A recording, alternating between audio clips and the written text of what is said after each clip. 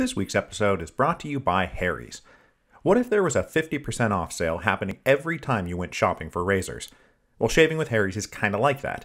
They offer premium blade refills as low as $2 each, and that's up to 55% off compared to the price of Gillette Fusion Pro Shield. Harry's believes everyone deserves quality shaving supplies at a fair price. They don't inflate blade prices or add unnecessary features to their razors like flex balls or heated handles, tactics the leading brands have been using to raise prices for decades. Harry's team combined a simple ergonomic design with 5 sharp blades, and that's what I've always liked best. Harry's is just a simple, clean design that does the job I need it to do. I literally don't need or want any of that other stuff, and Harry's has always kept things nice and simple. Harry's has an amazing offer for listeners of my show. New customers get $5 off a trial set at harrys.com/revolutions. You'll get a 5-blade razor, weighted handle, foaming shave gel with aloe, and a travel cover. So join the millions of guys who are already saving money and go to harrys.com/revolutions to claim your offer.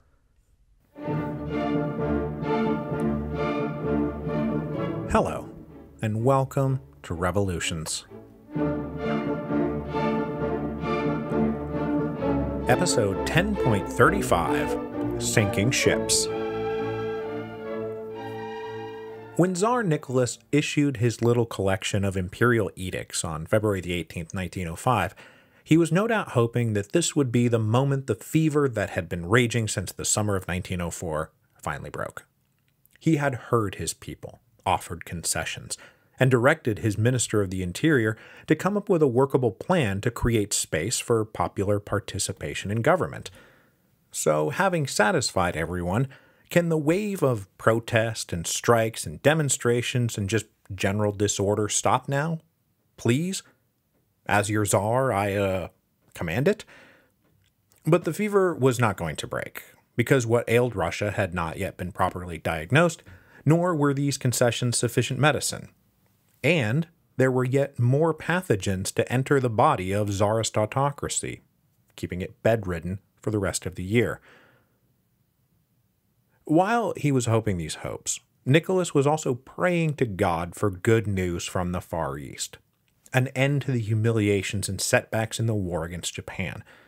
Nicholas was praying for something, anything that would balance the endless run of bad news.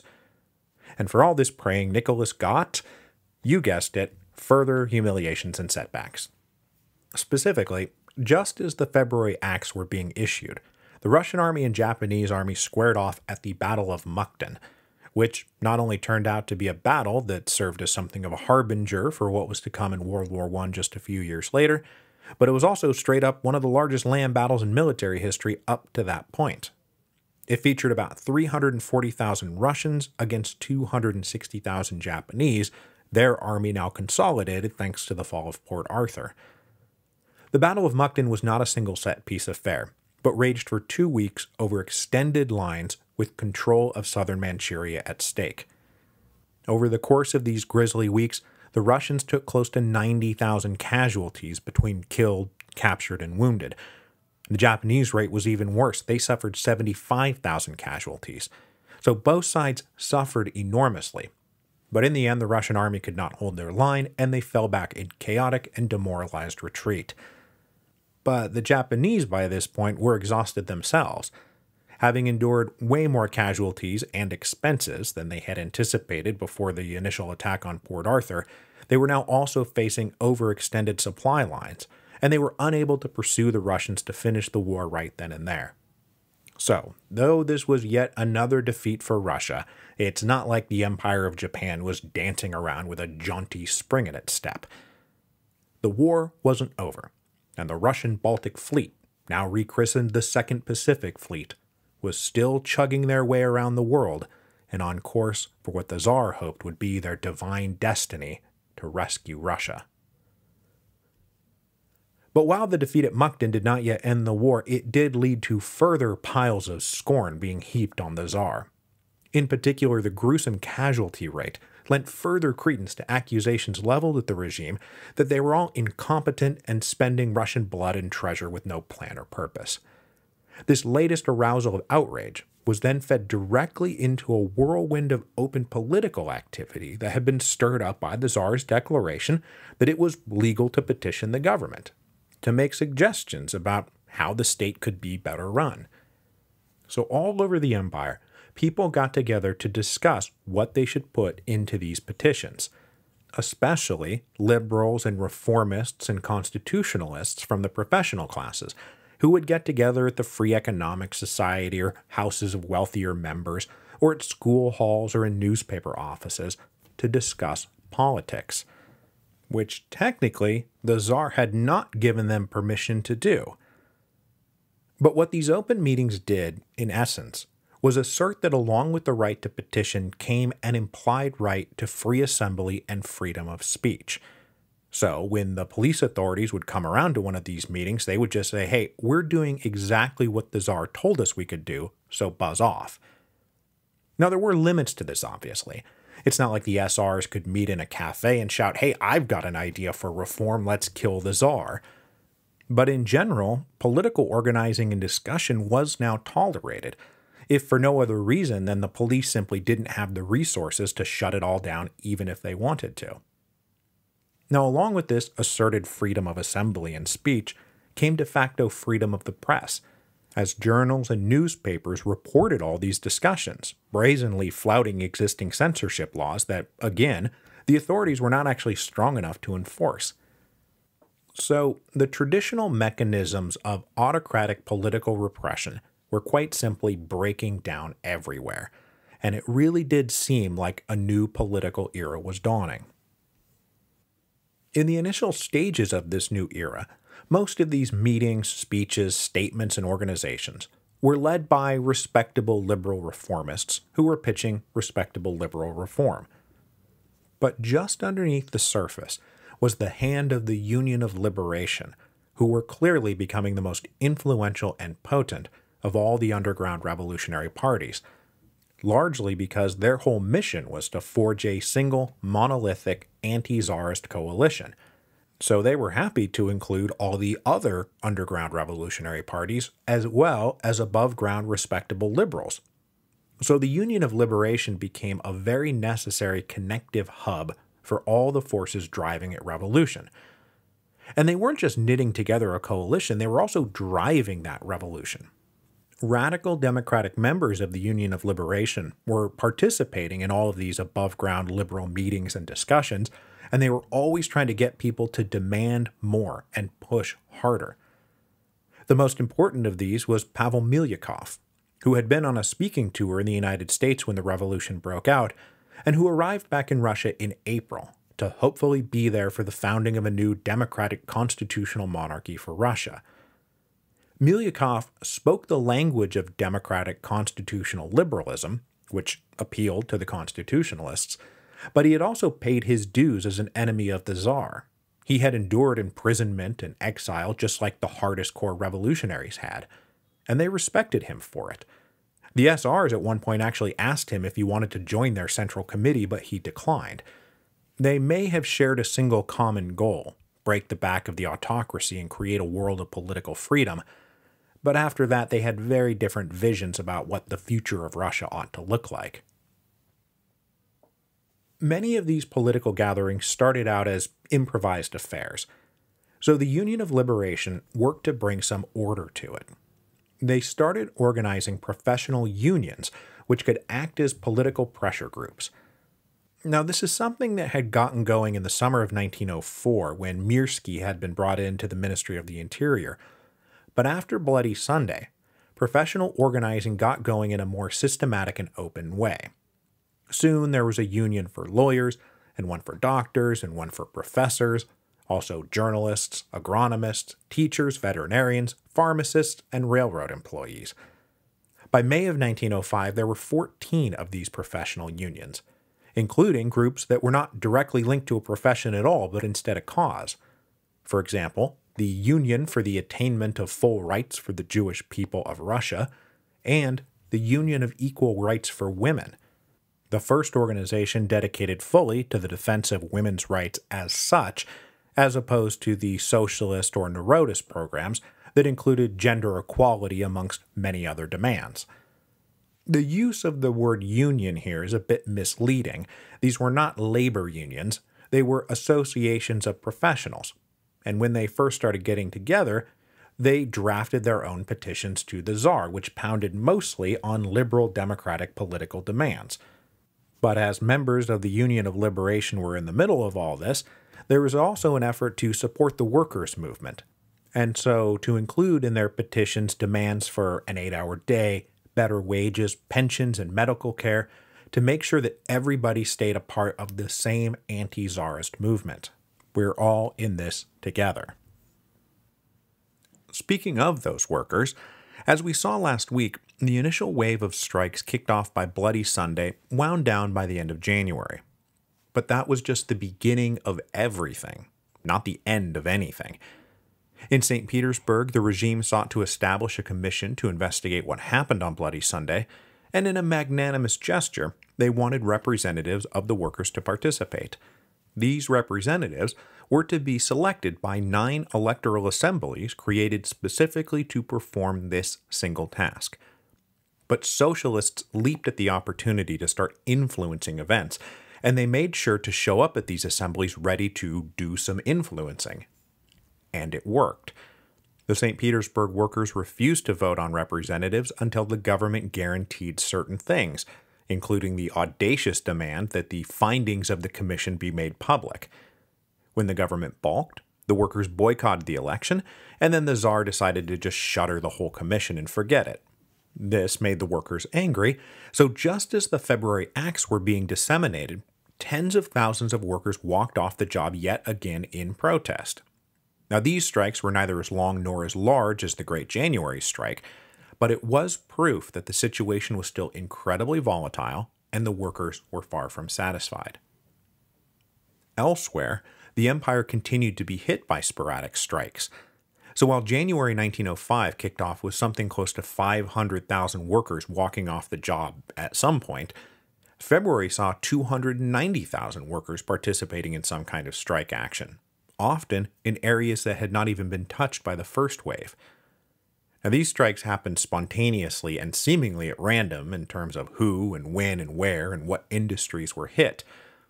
In the first third of 1905, they were also often so spontaneous that it wasn't until after the workers walked off the job that they attempted to formulate specific demands, most of which at this stage were still purely of the economic variety, right? Shorter hours, higher wages, safety standards, sanitation.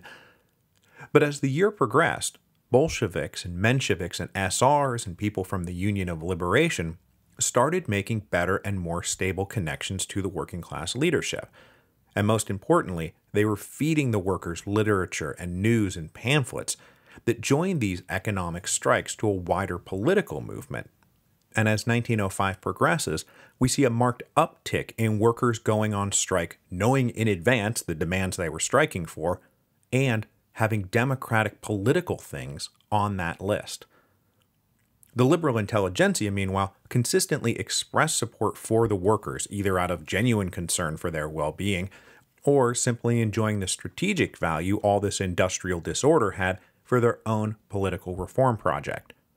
Industrialists and manufacturers inside the reform movement, for example, loved to tell their contacts in the Ministry of Finance that really what the workers wanted was political reform, and the economic concessions, which I think we can all agree would cripple the economy anyway, were of merely secondary concern.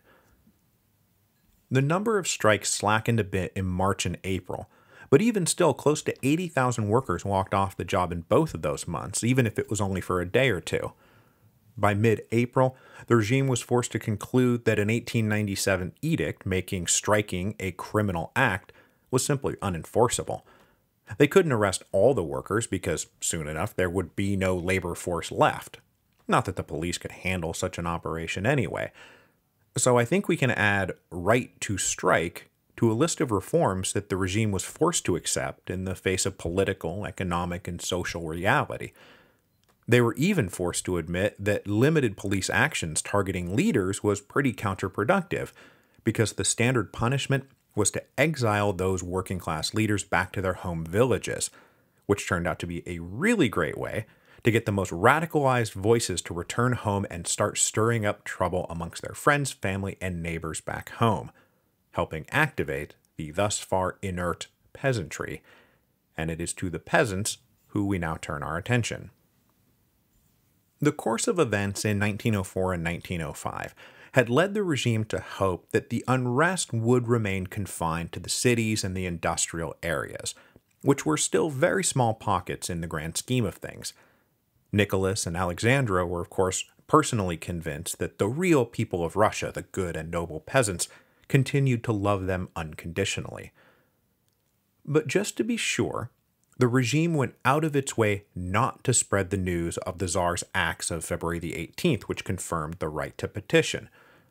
So unlike, say, the Emancipation Decree, which was read in every village church in the empire, the February decrees were really not. But the regime could not keep this information under wraps because the Zemstva liberals and others aligned with the political opposition out in the provinces sprang into action and made it their business to spread the news far and wide. And while they may have been more temperamentally conservative, it's not like the peasants didn't have their own deep grievances they wanted the Tsar to fix. We do not have enough land to support our families. The rent we pay for leased land is too high. The wages we receive for day labor is too low.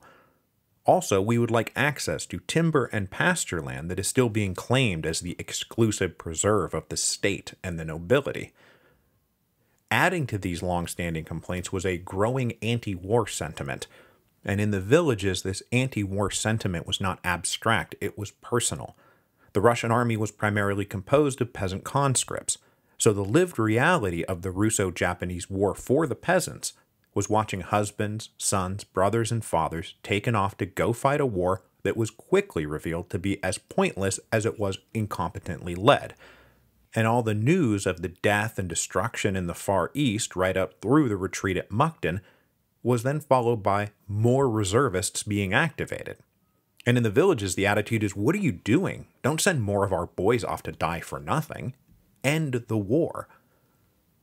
So compounding these factors, by the spring of 1905, many workers who had personally witnessed events of the previous winter were now coming back home with lurid tales of murder and revolution and spreading around the ideas that had animated it all. This led the peasants to start participating in these momentous events in two ways. First, village councils would get together and come up with their own petitions to send the Tsar featuring their own demands. More land, cheaper rent, higher wages, and, when they felt particularly bold, the biggest ask of all. Take all that land that is held by the state and the Tsar and the nobility and transfer it to the people. But also influenced by local members of the rural intelligentsia, these petitions also routinely demanded a democratic national assembly, civil liberties, and local self-government. These were the same kind of political demands that were now being tacked onto the worker petitions, at the same time that they were being hammered in the press, and by the Zemstvas, and by the various professional unions. So on this front, political reform, all of Russia did seem to be speaking with one voice. But alongside this peaceful path of petition, plenty of peasants took a more aggressive approach, embracing the tactics that had been used during that sweep of rural unrest that had swept across southern Russia in 1902, which we talked about in episode 10.30, and that was target largest states for looting and burning. These direct attacks on the local magnates was particularly heavy in the Volga region where the SRs had been making inroads, but it's not like the SRs were some invisible hand guiding the peasants to revolution. Most of this, by the admission of the SR's own agents out in the field, was spontaneous and self-directed. The common pattern was for peasants drawn from a cluster of villages around some particular estate to agree to congregate at that estate on a certain day. Then, numbering as many as 600 or 700, they would push their way in and loot the premises, making sure to locate the office where the debt and obligation records were kept and burn those in a giant pile. And then, as a grand finale, sometimes they would burn whole buildings to the ground. One of the earliest and most dramatic incidents was at an estate of Grand Duke Sergei's in the Orlov province, run by a notoriously cruel manager. 2 weeks after the Grand Duke's assassination, hundreds descended on this estate. They looted and redistributed whatever wasn't nailed down, and then lit the place on fire. It took a contingent of regular army troops to break this all up. But these direct attacks on the estates were not physically violent affairs. Managers and owners, even if they were hated, were told just to go stand off to one side and not get in the way. No one was being lined up against the wall and shot. At least not yet. February, March, and April each saw 100 or so such incidents across the empire. So this is not like the whole peasantry is now up in arms. But once the weather started warming up and the regime continued to flail, the number of these local insurrections increased out in the countryside. These direct peasant actions led to a debate opening up inside the ranks of the SRs about the nature and utility of so-called economic terrorism. Some younger and more radical SRs argued that they needed to expand their target list beyond the narrow pool of political and police officials, because equally culpable in the people's suffering and equally standing in the way of full agrarian socialism were landlords and estate managers and bankers and industrialists. Just because you were technically a private citizen didn't mean you weren't a core cog in the apparatus of oppression. Plus, engaging directly against landlords and managers might actually bring on board peasants who were still struggling to accept that the Tsar was not their benevolent and protective father. So on a practical level, it would be easier to radicalize the peasantry against local landlords than it was to radicalize them against the Tsar.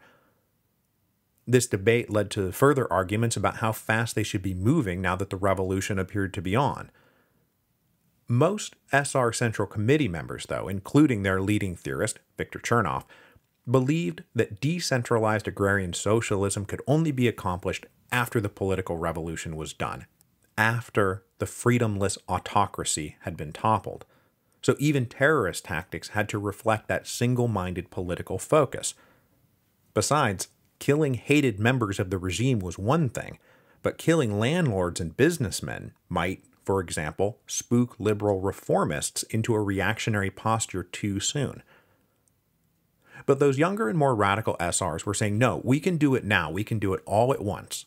We should attack and terrorize all the exploitive forces in society right now today, and start trying to seize and redistribute land. And this debate was the origin of the split inside the SRs, which led to the more extremist SR maximalists to break away and pursue their own faster, more violent, and more direct route to agrarian socialism. And while we're here talking about these internal SR debates, I should mention that there were also internal debates inside the social democratic circles, especially along that Bolshevik-Menshevik divide. Lenin and his Bolsheviks argued that because the liberals and bourgeoisie in Russia were still pretty small and weak, that if the proletariat played a decisive role in toppling the Tsarist regime, that they could win a powerful position inside the resulting democratic government. So much so that the period of quote-unquote bourgeois rule that was implied by the two-stage revolution theory could be dramatically shortened. And I'll mention this in passing now, but we're going to discuss it a lot more later, that Trotsky is already well on his way to articulating a theory of permanent revolution that will take this argument to its logical conclusion. To achieve this decisive place inside the post-autocratic government, the Bolsheviks also argued in favor of immediate armed insurrection, not just playing the peaceful game of petition and strikes and pressure and working for the liberals rather than alongside the liberals. Martov and the Mensheviks, meanwhile, were far more in favor of holding off on the need for armed insurrection, and they planned to ride out the period of inevitable bourgeois liberal rule without trying to bring about the dictatorship of the proletariat too soon. As a result, we find Mensheviks in Russia far more willing to collaborate with the liberals and the Union of Liberation throughout 1905.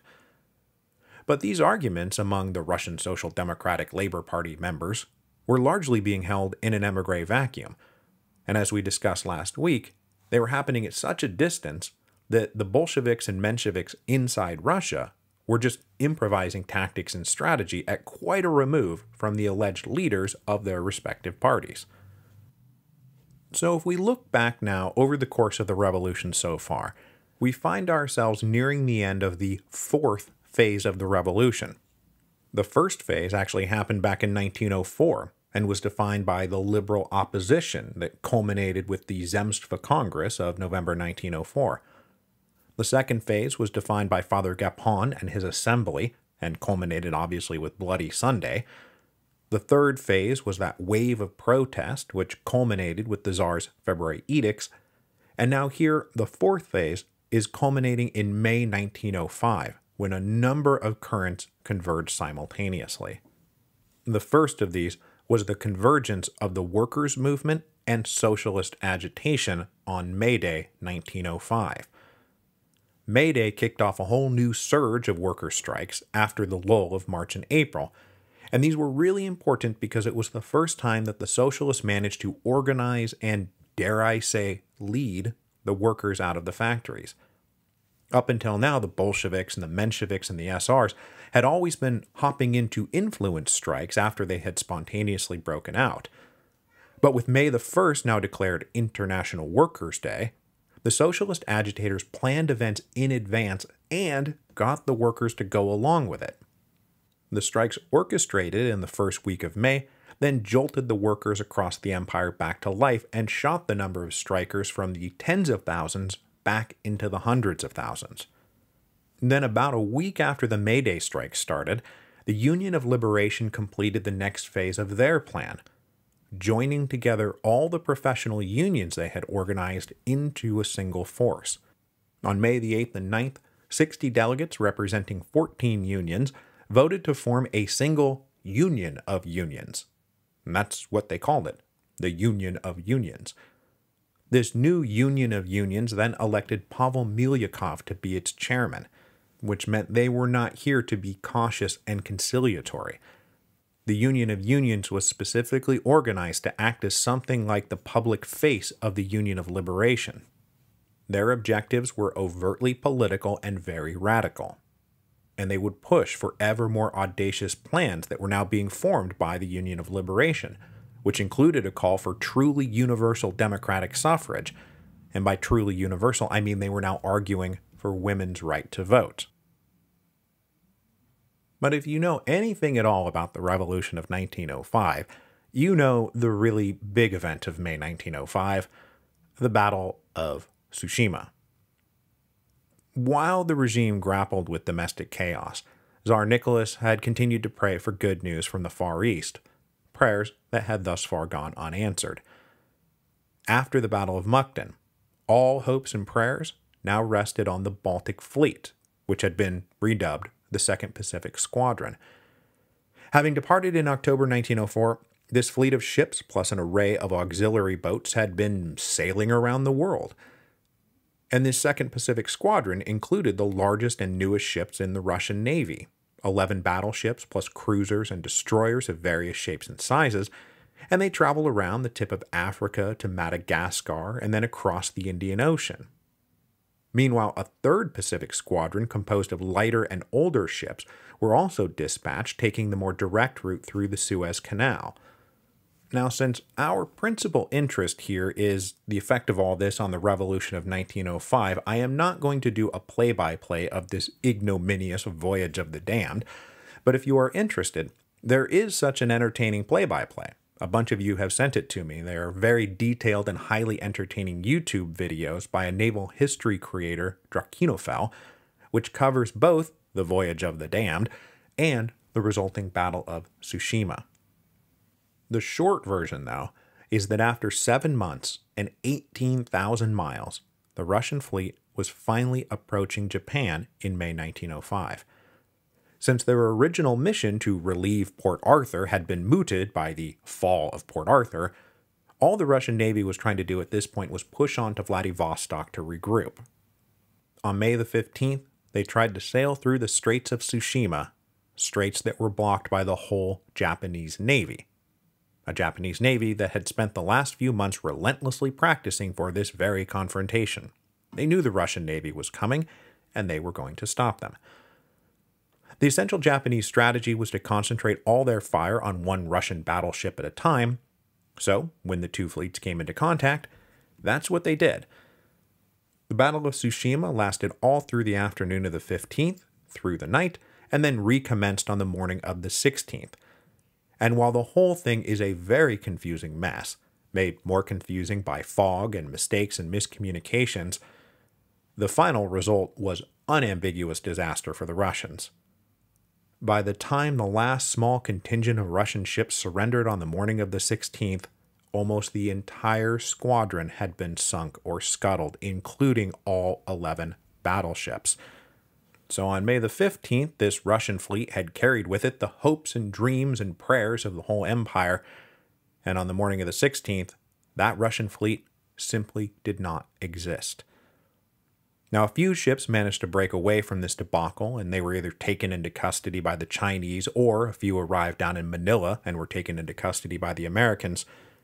Only 3 Russian ships managed to complete the voyage to Vladivostok. The Battle of Tsushima was a short, decisive, and devastating end to the Russo-Japanese War. It was the Russian Empire's final humiliation in what had been a humiliating string of humiliations. The Battle of Tsushima was an almost incomprehensible piece of news back in St. Petersburg. The Tsar had gone into this war essentially by accident, and was so brimming with confidence at the outset that the whole of the empire was convinced that it would be quick and easy. Failures in the Far East had then come so rapidly and seemed so incongruous with everybody's expectations that it had shaken the core legitimacy of the Tsarist regime. And despite all his praying, Nicholas now faced the unthinkable. There was no more hope. Russia was defeated. They lost the war. Through back channels, the Tsar accepted an offer from U.S. President Theodore Roosevelt to broker a treaty.